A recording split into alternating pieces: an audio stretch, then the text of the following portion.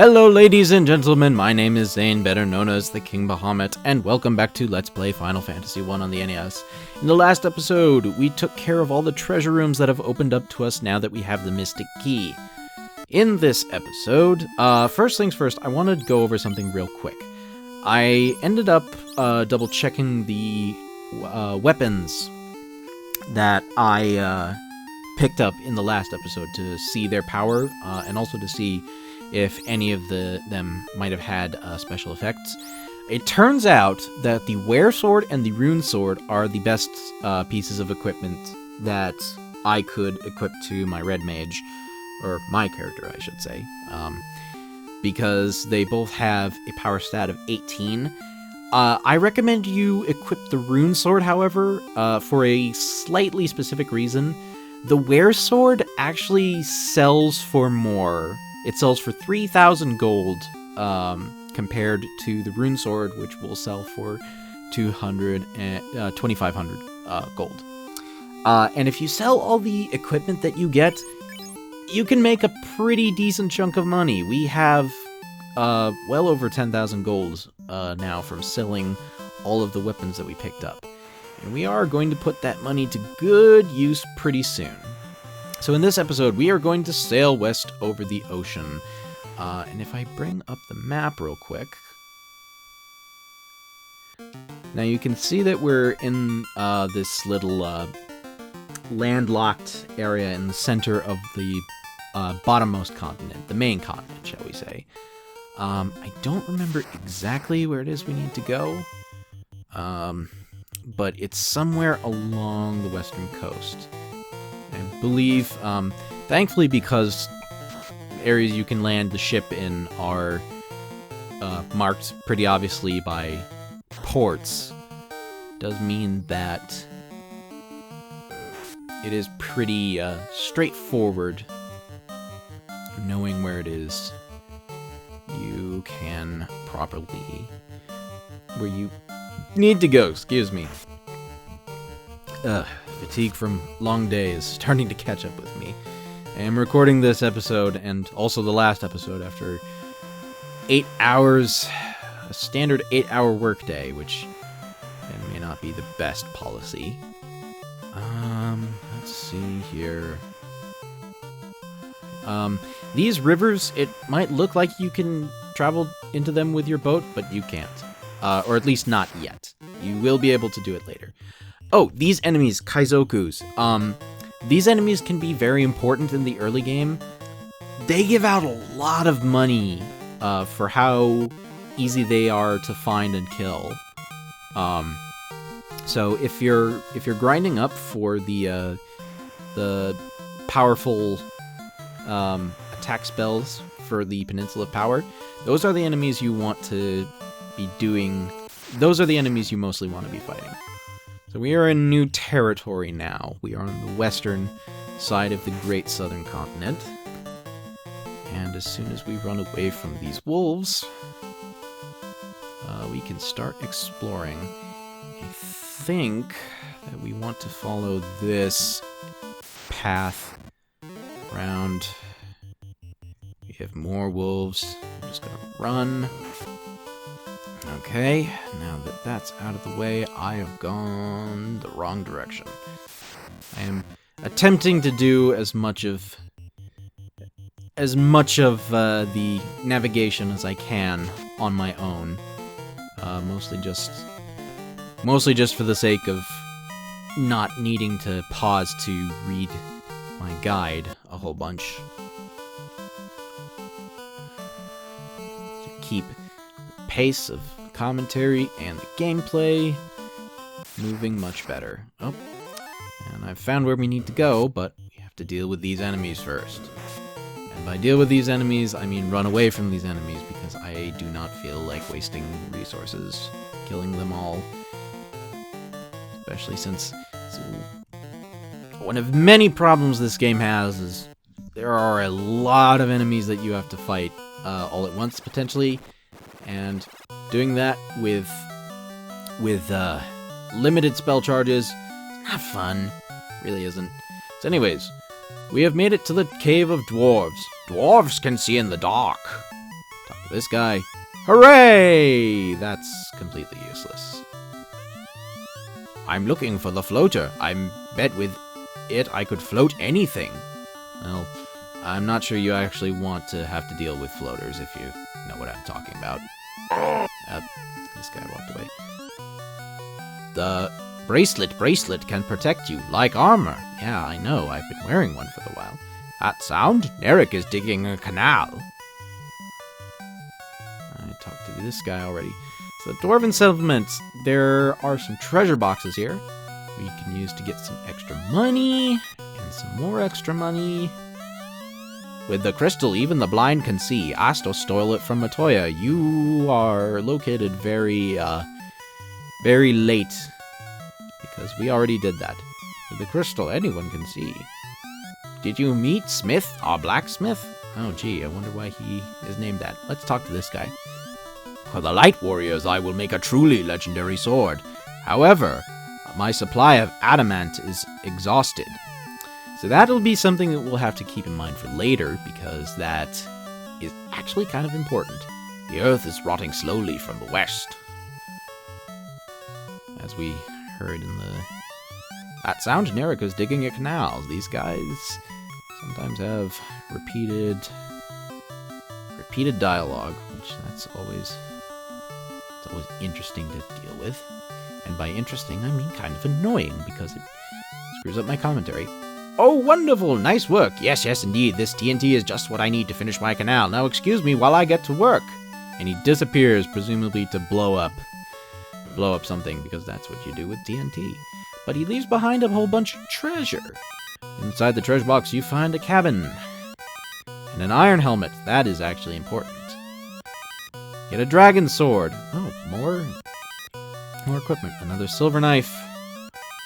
Wooden helm, which is not as good as the iron helm, which I am actually going to equip to Brian right now. Give him a little bit extra defense.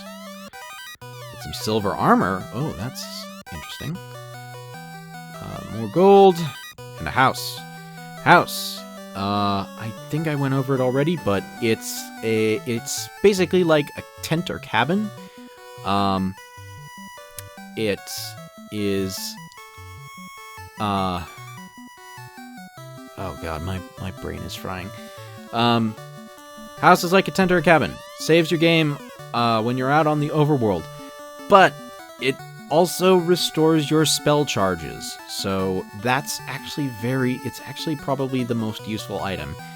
And getting one for free is always nice, because they tend to be very expensive, when you are buying them from stores, because they cost 3,000 gold a pop. I should probably have rested. But now you'll see that this little piece of land here is open. There's no longer a land bridge blocking the way. Yes, no longer a land bridge being Brock from Pokemon. My commentary is going places. I should not have recorded this after 8 hours of work. My brain is melting out of my ears. Excuse me for a minute. I'm just gonna cut away until we reach our ship, so that you don't have to watch me deal with enemies. Well, that was not actually a very far amount of distance I had to travel. But anyways, with the canal made, we can get through here and fight more Kaizokus, which that's fine. I need the money because we have important things coming up that are worth getting lots of money for. Alright, victory achieved. Get 120 gold from one enemy, which is kind of a steal early on. Alright, and we've reached the town of Melmond with really gross looking textures that are meant to symbolize the earth rotting. Warriors, revive the power of the orbs. Thank you for that piece of advice. Sarda does not fear the evils of the cave. The orb of earth begins to shine again. If the orb of earth begins to shine again, the earth shall revive. So that's our objective for this town. I'm a farmer. That's a very helpful piece of advice. I am Jim. My home is the dwarf village, but I am here investigating. Pass through the Titan's tunnel, then south to find Sarda, the sage. We're not actually going to be meeting Sarda in this episode. They say the ancient people used a stone to make their ship float. In the northern world, there was once a prosperous civilization, but now it is in ruins. I don't know why I'm giving these people... I already talked to you. I don't know why I'm giving these people weird voices. Warriors, revive the power of the orbs. So much repeating dialogue. This town was invaded by the vampire. The clinic was destroyed and the town was cursed. Yeah, that's kind of a big deal in Melmond, is that there is no clinic and no item shop here. The Titan who lives in the tunnel eats gems. He loves rubies. There is no clinic here and no item shop. Everybody knows me. What, you've never heard of Dr. Une? This guy's actually going to be important for much later in the game. But yeah, there is no clinic and no item shop here, which means that you cannot restock your supply of potions, and you cannot revive fallen party members unless you schlep back to a different town. The Earth Cave is on the peninsula southwest of this town. Talk to this guy. The vampire of the Earth Cave is stealing the power of the Earth. We need your help.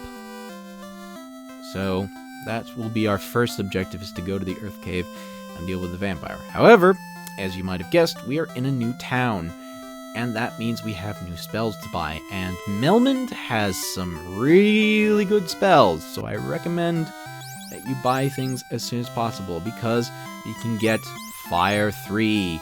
Costs 8,000 gold, but as you might have guessed, it's a more powerful version of Fire 2, and it is also a party wipe spell. There is also Cure 3, Life, Harm 3, and Heal 2. The Heal 2 spell is bugged, but it's actually beneficial. I don't remember the exact details of it, but I think it's... if you use it in a specific circumstance, it will actually act like the Heal 3 spell. I forget if it's if you use it on the overworld or in battle that it has this effect. But it's a very useful spell. So all four of these white magic spells are great, and there's also the Fire 2 spell if you are for your black mages and your red mages.